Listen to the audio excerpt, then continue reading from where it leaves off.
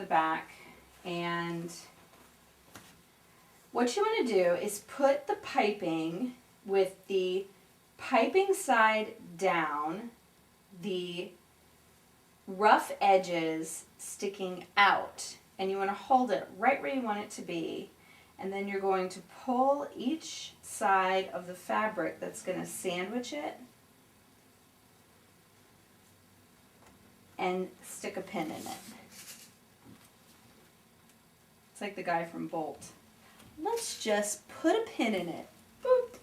Leave it right there. Okay, can you tell I have toddlers?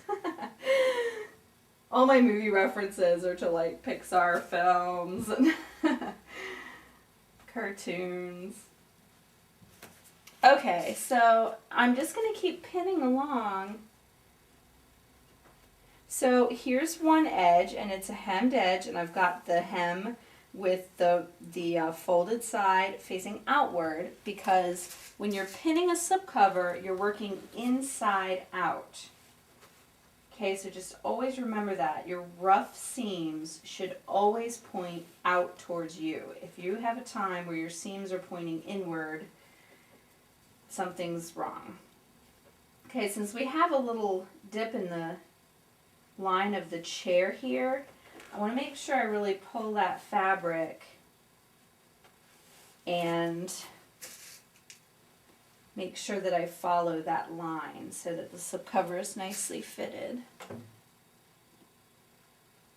Okay, and then I'm going to do the other side.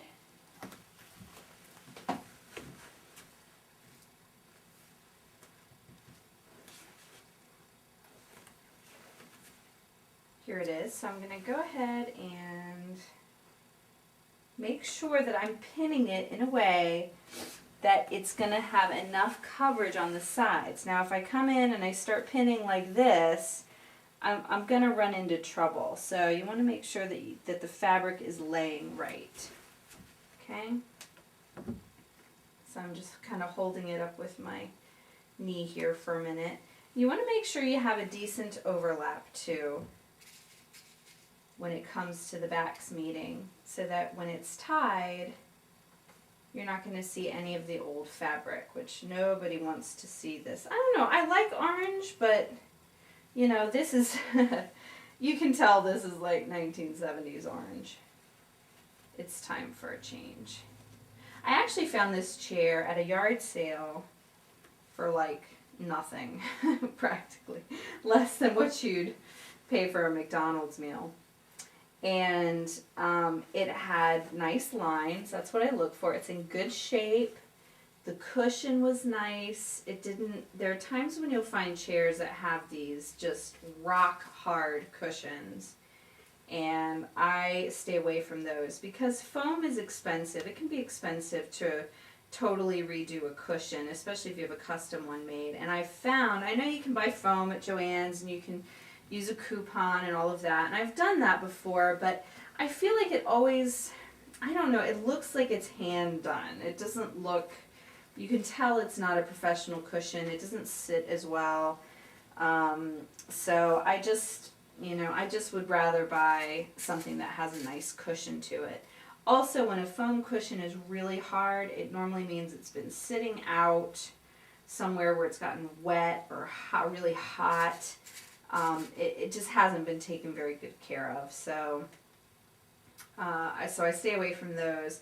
The other thing you want to do is always sniff the furniture. And I know that's weird, and I feel so rude when I'm at a yard sale and I'm sniffing somebody's furniture. But you really need to do it because I've ended up bringing home furniture that just reeks of smoke, and I end up having to throw it away because I can't get the smell out. Okay, so we're looking good here. All of this is meeting great. And I've got the top pinned, and I think I'm going to stop here and take this off and sew along the pins.